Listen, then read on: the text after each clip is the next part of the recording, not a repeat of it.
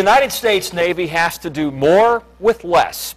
10 on your side's Art Kahn recently sat down with the top commander for the United States Fleet Forces about how budget cuts will affect fleet readiness. And Art, Admiral John Harvey, he has a reputation for telling it like it is. So what's his take? Well, Tom, Admiral Harvey expressed confidence, but I think his 30-plus years of experience in the Navy have taught him to temper optimism with caution, especially during uncertain times like now.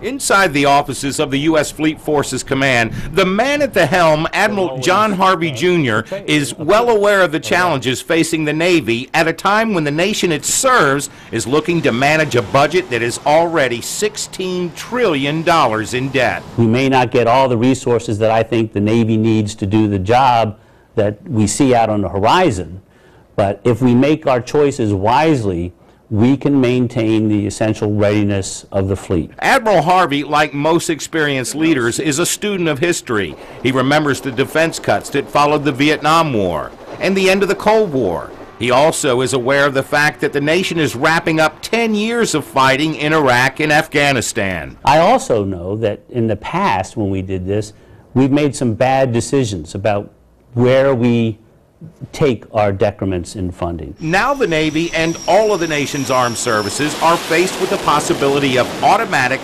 across-the-board cuts to defense spending if Congress cannot agree on how to cut the national debt by the end of the year. If we execute sequestration, it's going to be extremely difficult. You don't get to make choices. They're given to you. Like orders from the Commander-in-Chief to maintain stability in the Middle East. The President has said we're going to keep all options on the table to prevent Iran from gaining the nuclear weapons.